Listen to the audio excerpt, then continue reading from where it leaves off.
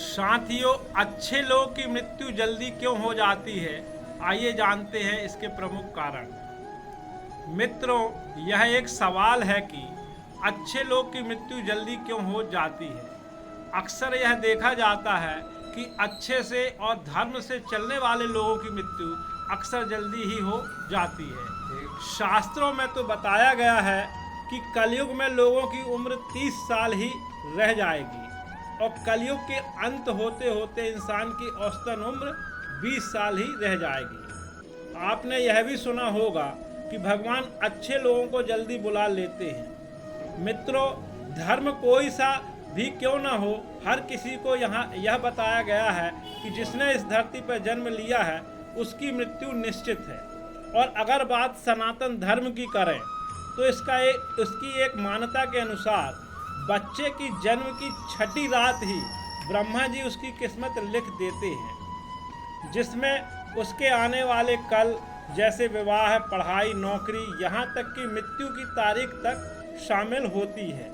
यह निर्णय तो भगवान ही करते हैं कि किसकी उम्र कितनी है। आपने यह कहावत भी जरूर सुनी होगी कि जितनी चाबी भरी राम ने उतना चले खिलौना। दोस्तों, इस कहावत में साफ है कि किसकी मृत्यु कब होनी है यह तो भगवान ही तय करते हैं। वैसे तो अच्छे लोग की मृत्यु जल्दी हो जाने के पीछे कई कारण हैं, लेकिन पहला कारण समझने के लिए आपको यह जानना होगा कि हम जो कुछ भी इस जन्म में करते हैं उसका जवाब हमें ऊपर यमराज को देना होता है। अगर उसके पाप का पल्ला भारी होता है तो उसे नरक में यातनाएं काटनी पड़ती हैं, और अगर पुण्य का पल्ला भारी हो तो उसे स्वर्ग का सुख मिलता है। और यही चक्र कई युगों तक चलता रहता है, जब तक उसे मोक्ष की प्राप्ति नहीं होती। इस मृत्यु लोक में हर कोई अपने किए की सजा ही भुगतने के लिए आता है। कोई आत्मा इंसान बनती है तो कोई जानवर के शरीर में प्रवेश करती है। ये उसके संचित कर्मों के आधार पर ही तय होता है। इसके अलावा उसे जन्म देने वाले माता पिता के संस्कार भी उसके अंदर आते हैं। इसके बाद जो कर्म करेगा उसके हिसाब से उसे पुण्यात्मा या फिर दुरात्मा कहा जाता है। अब यही पुण्य आपकी मृत्यु की तारीख को भी बदल देते हैं। जिस तरह से एक जज जेल में रहने वाले कैदी के व्यवहार को देख उसकी सज़ा कम कर देता है, ठीक उसी तरह भगवान भी देखते हैं कि इंसान मृत्यु लोक में जाने के बाद अच्छे कर्म कर रहा है और उसे अपने किए की सज़ा मिल चुकी है, और जब उन्हें लगता है कि अब उसे मृत्यु लोक में नहीं रहना चाहिए तब वो उसे बुला लेता है। भगवान के दंड विधान के अनुसार हर व्यक्ति को केवल उतना ही दंडित किया जाना चाहिए जितना उसके पाप किया है।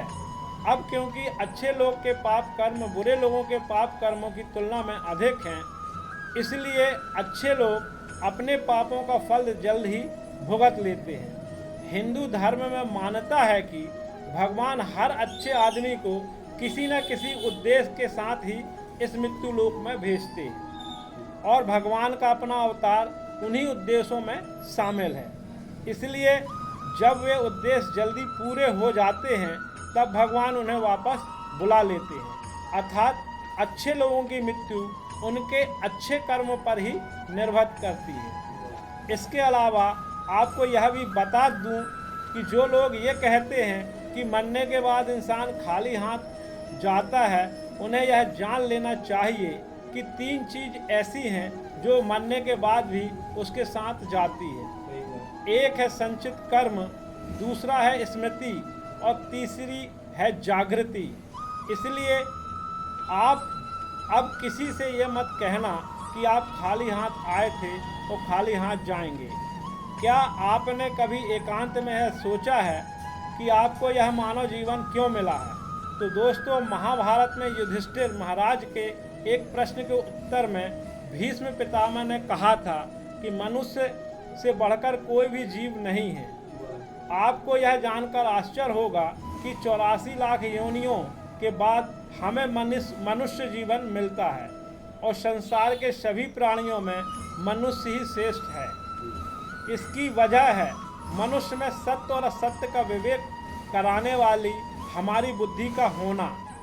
लेकिन इस धरती पर हम दुनियादारी के चक्र में कुछ इस तरह फंस जाते हैं कि हमारी बुद्धि सीमित दायरे में ही सिमट कर रह जाती है। हम सांसारिक सुखों को ही सब कुछ मानकर उसमें लिप्त रहने में ही अपना सौभाग्य और अपने जीवन की सफलता समझते हैं। यही गलती हम कर जाते हैं, क्योंकि इसके बावजूद कोई भी व्यक्ति यह दावा नहीं करता कि वह पूरी तरह से खुशी है। सच्चाई यह है कि हमें समान मानव जीवन के उद्देश्य की पूर्ति के लिए निरंतर प्रयास करते रहना चाहिए। यह सच है कि आपने और अपने परिवार का भरण पोषण की जिम्मेदारी हमारी है और हमें इसे हर हाल में निभाना चाहिए। लेकिन क्या आपको यह मालूम है कि आप कहां से आए हैं और आपको कितने दिनों तक, यहाँ कितने सालों तक इस जगत में रहना है और आपकी मंजिल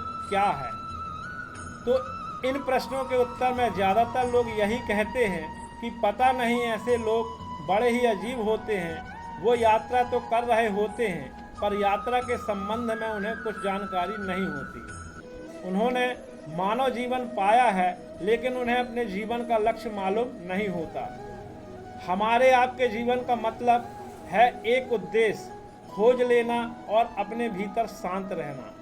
कहा गया है मनुष्य आनंद लोक का वासी है और आनंद के परमाधाम तक पहुंचना ही उसके जीवन का एकमात्र लक्ष्य है। इसलिए मनुष्य को इस संसार के मृगमरीचिकी से निकलकर भव्य जीवन की प्राप्ति के लिए साधना के मार्ग को अपनाकर अपने गंतव्य को पहचानना चाहिए। इसी तरह दोस्तों, श्रीमद् भागवत में भी भगवान श्री कृष्ण कहते हैं कि ये एक आध्यात्मिक और ईश्वरीय जीवन का पद है जिसे प्राप्त करके मनुष्य मोहित नहीं होता।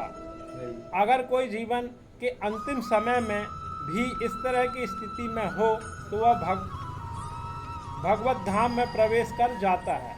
मनुष्य कृष्ण भागवत अमृत का दिव्य जीवन को एक क्षण में तुरंत प्राप्त कर सकता है और हो सकता है कि उसे लाखों जन्म के बाद भी यह प्राप्त न हो। दोस्तों, यह तो सत्य को समझने और स्वीकार करने की बात है। भगवत गीता कहती है कि वास्तविक जीवन का शुभारंभ इस बौद्धिक जीवन के पूरे होने पर होता है। दोस्तों, इन सभी बातों से यह स्पष्ट होता है कि हम सभी एक निश्चित समय के लिए इस धरती लोक पर आते हैं और कुछ विशेष कर्मों को करने के लिए आते हैं। जब हमारे कर्म पूरे हो जाते हैं और इस जीवन का लक्ष्य प्राप्त हो जाते हैं तो प्रभु हमें परलोक में एक सहज जगह प्रदान करते हैं।